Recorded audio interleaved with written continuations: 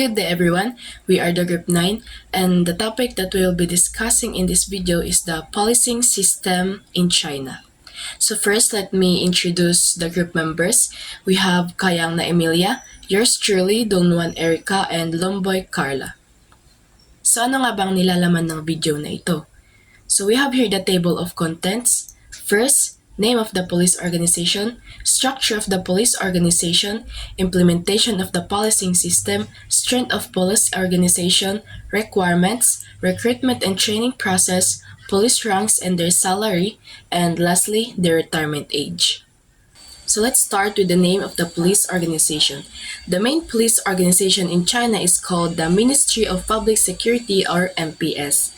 It is based in Beijing and is served as the top authority responsible for all public security and policing matters in the country. The MPS is directly supervised by the Communist Party of China, or also known as the CPC. So ang MPS is hindi sila nagwo-work independently. They also follow the rules and directions coming from the Communist Party of China. It is to make sure that all police operations follows the party's rules and national goals.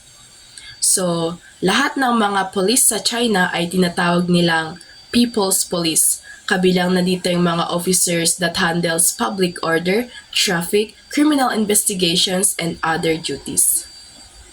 Now, let's proceed to the structure of the police organization. China's police operates under a centralized system, which means that all major decisions and commands come from the top, specifically from the national government and the Communist Party. But aside from being centralized, the Chinese police are also organized in 4 administrative levels, just like a hierarchy. So here we have the 4 main administrative levels of China's police. First, we have the national level, or the Ministry of Public Security, that is located in Beijing. So, itong Ministry of Public Security is the top level, responsible for creating nationwide policies, strategies, and law enforcement plans. It oversees all police activities in China. So itong Ministry of the Public Security nga is sila yung pinaka-main police organization ng China. Sila yung top authority and sila yung nag-oversee ng lahat ng police activities in China. And then next, we have the provincial level, or the provincial public security departments. So itong mga departments naman na ito is sila yung nagmamanage ng mga police works within each provinces to make sure that all national policies are followed locally. And then we have the third, city or municipal level, or the Municipal Public Security Bureaus, or the PSB.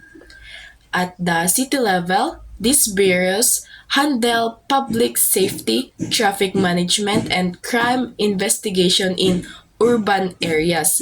Itong PSB naman is nagfo-focus sila sa mga urban areas. And then we have here the country or township level, or the police stations. These are the local police stations that directly interact with the people. They handle community policing, patrols, and respond to everyday crimes or issues. So before we continue, I have listed here some related forces in China. So first, we have the People's Armed Police Force, or the PAPF. So the PAPF is a paramilitary organization. It acts both as a police and a military unit. It handles riot control, border defense, anti-terrorism, and disaster response. It operates under the dual command of the Central Military Commission and the Ministry of Public Security. So itong PAPF is naka-under siya sa Ministry of Public Security. And during emergencies or protests, the PAPF supports the police in maintaining order. So kung dito sa Pilipinas, ang katumbas nito, or the closest equivalent, is our Armed Forces of the Philippines, or the AFP. And then next, we have the Ministry of State Security, or the MSS. So ang MSS naman is the China's Intelligence and Secret Police Agency. So it deals with counterintelligence, foreign spying, and cyber or political security. So it works secretly. So similar to our National Intelligence Coordinating Agency or NICA here in the Philippines. And then last, we have here the People's Liberation Army or the PLA. The PLA or People's Liberation Army is China's main military force. Its job is to defend China's sovereignty, borders, and national interests, both inside and outside the country. It mainly focuses on national defense, while the MPS and the PAPF handle internal peace and security. So itong PLA is mas nagfo-focus siya on the outer or the national defense ng China. While the MPS and PAPF is they handle internal peace and security. So next, let's move to the implementation of the policing system. Paano nga ba ini-implement ng China ang kanilang policing system? So first, we have here the grassroots or grid policing. So paano nga ba ito? This approach sends police officers down to the smallest communities like villages or neighborhoods. And each area is divided into grids. Paano nga ba tong grids na to? So this grids is yung may horizontal and vertical na lines that forms a box. And then each grid has assigned officers who regularly check safety, visit residents, and respond quickly to issues. So for example, yung map ng Lagawe is gagawin nila ito ng grids. And then each zones or yung mga box doon is maglalagay sila ng mga police officers that will oversee that area. And then if a community reports frequent thefts, the grid police will patrol more often, install CCTVs, and work with local leaders to solve the problem. So that is how the grassroots or grid policing works. Then next, we have the use of technology and data-driven policing. So we all know that China is known for its advanced technology. So they integrated it with their policing system. So they use facial recognition cameras, AI systems, and big data to find suspects and predict crimes. So isa sa pinaka-main tools nila is the Police Cloud System. So, ano nga ba tong Police Cloud System? It gathers information from ID cards, travel records, and even online activities to detect potential risks. So, for example, if someone with a criminal record buys dangerous chemicals or dangerous drugs or any contrabands, the system can alert the police. So this tool na Police Cloud System is a very big help sa mga police sa China because it can help them to prevent crimes. And then next we have here the political and security oversight. The Chinese police are also responsible for protecting social stability and political security. This means they prevent terrorism, separatism, or any activities that may threaten the country or the Communist Party. For instance, in regions like Xinjiang or Tibet, police work to stop extremist or separatist movements to maintain peace and unity. Kasi dito sa Xinjiang is meron sila yung Xinjiang Independence Movement wherein they aim to be independent from China or to establish their own state. Kaya ito yung mas binofokusan ng mga pulis dun sa China para maiwasan ang separatism. And then next is we have the international cooperations and reforms. So lastly, China's police also work with international organizations like the Interpol and other countries' police agencies. They join joint investigations, fight transnational crimes, and share training programs. For example, they've partnered with Southeast Asian countries to stop drug trafficking and online scams. So dito naman is nakikipag-partner sila sa other police agencies para i-combat yung mga more on international crimes. They also keep improving public services like their digital ID systems and online reporting platforms. Good day everyone, I am Emilia Kayangna and I will be going to discuss with you the topic Strength of Police Organization, which is dito mo makikita kung gaano karami ang kanilang police personnel and kung ano-ano yung mga powerful equipment na ginagamit nila tulad ng tanks, fighter jets, helicopters, missiles, and marami pang iba. Okay, simulan na po natin. Personnel. There are more than 1.9 million active duty police officer which is ang ibig sabihin po nito ay napakaraming police ang available para magbantay ng seguridad, law enforcement at peace and order sa buong bansa. Which is kaya din po nilang mag-respond sa emergencies at crime kahit sa ang lugar sa China. And sa equipment po naman po nila is meron po silang 150,000 armored vehicles which is ginagamit po nila ito sa route operation lang na sa mga dangerous areas. Protektado din po ang mga sundalo o police sa loob kahit na may mga barilan or bomba. Which is kabilang po dito yung mga battle tanks, armored personnel carriers, and infantry vehicles. Meron din po silang 3,200 combat aircraft which is para sa mga air defense, surveillance sa himpapawid at mabilis na pagresponde sa national threats. And then, meron din po silang around 340 naval vessels which is pinoprotektahan ang mga territorial water at tumutulong sa mga maritime law enforcement, and about 600 at inaasahang maging 1,000 siya pagdating ng 2030. Ang kanilang iba pang gamit is kasama rito yung mga riot gear, patrol cars, drones, and helicopters which is kinagamit ng kanilang kapulisan sa araw-araw na security operations at crowd control. Dako naman po tayo sa examples of police or military equipment, which is ang una po nating makikita dyan sa picture is yung main battle tanks. Under po niyan, meron po tayong Type 99A, which is isa po itong pinakamalakas na tangke ng China.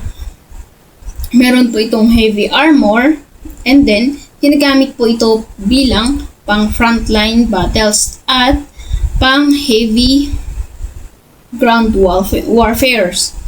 And then, ginagamit po ito bilang protection sa borders at defense laban sa mga kalaban. Okay, ang next po dyan is yung VT4 or MBT 3000, which is isa po itong export version ng Chinese tanks. Isa po itong pang large scale military battles. Ginagamit itong pang protection sa borders at ground defense. And then, in-export din ito sa ibang bansa tulad ng Thailand at Pakistan. And then, gamit sa iba't ibang terrain gaya ng disyerto, forest, and etc.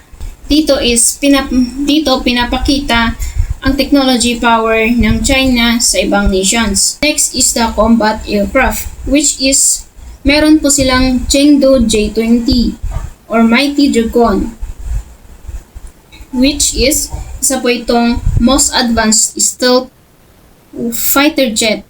It designed to avoid radar detection and can fight both in the air and attack ground target. Dito is pinapakita na gusto ng China na makipagkompetensya sa US Air Force. Next naman po dyan is yung Shan JH-7 FBC-1 or Flying Leopard is ginagamit po ito bilang bombing and attacking ng mga barko. Which it is not stealthy, but it can carry heavy weapons and travel long distance to support the Navy and ground force. Next po dyan is yung naval vessels, which is number 1 there is Hulunhu, Type 901 Fast Combat Support Ship, which is this ship refuels and resupply other naval ships while they are at sea.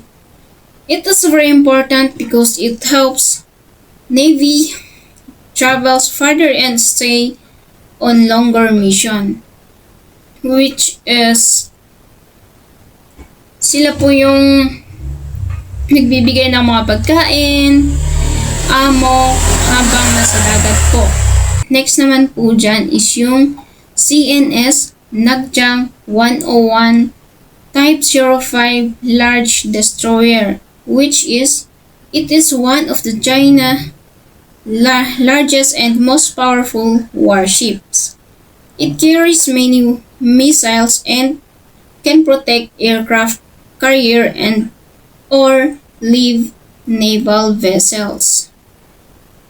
Ginagamit ito bilang pangprotekta sa aircraft carriers at fleets and pangdepensa din at pang-atake sa dagat. Next po is yung firearms. Meron po silang QSZ-92, which is isa po itong standard firearms na ginagamit ng Chinese police at soldiers. Pang close range defense po, and then madali po itong dalhin sa patrol or arrest operations. Next po dyan is yung QBZ-95 Bullpup Assault Rifle, which is mas maikli po ito kumpara sa ibang mga barel. And then, ginagamit po ito halos karamihan ng Chinese soldiers at police units. Mas mabilis po itong gamitin sa tight areas or like buildings and cities. Next po dyan is yung example ng China's riot gear, patrol cars, drones, and helicopters. Yung riot gears po nila is yung katulad ng helmet, shields, batons, body armor, para sa crowd control, riot response, bilang proteksyon ng mga pulis laban sa bato, suntok, at armas. Yung kanilang patrol cars naman po is ginagamit po nila ito bilang pangronda sa kalsada para sa mabilis na emergency at crime scene. Next po dyan is yung kanilang drones, which is ginagamit po nila ito bilang aerial surveillance, tapos manhunt, search operation para makita po nila or kita po nila yung criminals kahit na malayo or nasa taas.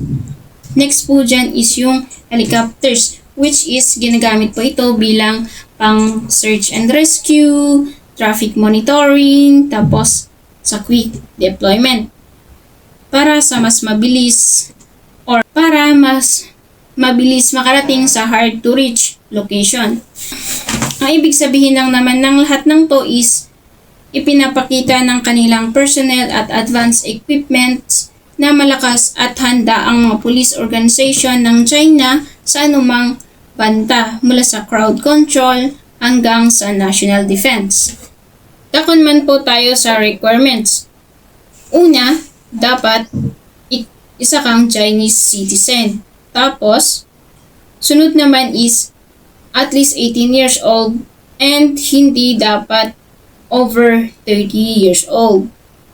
Tapos, dapat number 3, support the Chinese constitutions and laws, which is hindi ka pwedeng maging pulis kung kalaban mismo ang batas. Next is have a good moral character and no criminal record. Next is be healthy and physically fit, which is kailangang malakas ang katawan at walang seryosong sakit. Next is have at least high school education, which is dapat may basic education para makaintindi ng trainings, laws, at reports. Mas educated, mas effective sa trabaho. Lastly is apply voluntarily, which is dapat gusto mo talagang maging pulis, hindi pwedeng napipilitan lang, kailangan may dedication at puso sa serbisyo. Recruitment process ng MPS China. First application, must be a Chinese citizen, 18 years old and above, must possess a good moral character, and in a good situation of physical health. Have educational level not less than high school graduate, and willingness to be a police officer. The second one is written exam. The national or provincial level civil servant examination is what they offer to this process. The third one is physical and medical health. In here, the applicants must pass the comprehensive physical fitness test to ensure that they are capable in performing their duty and they are in a good health. The fourth one is background check. Dito, i-verify nila your education and your criminal records if meron man.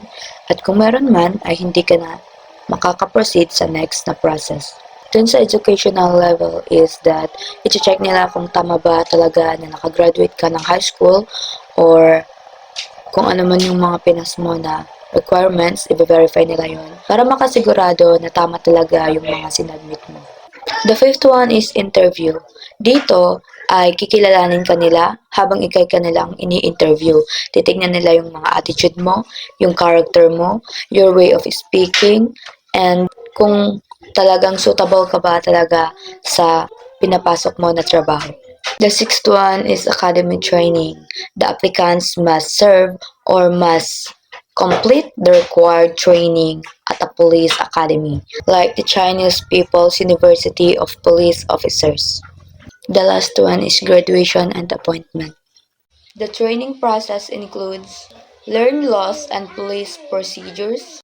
Sa learn laws and procedure, dito ay nag-aaral ang mga trainee, inaaral nila yung mga batas at ordinansa, pati na rin ang tamang paraan ng pagposas o paghuli sa tao na nakalabag sa batas.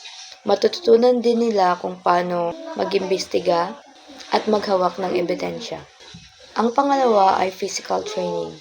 Kasama na dito ang pagtakbo, ehersisyo, at iba pang aktibidad upang mapanatiling malakas ang kanilang katawan.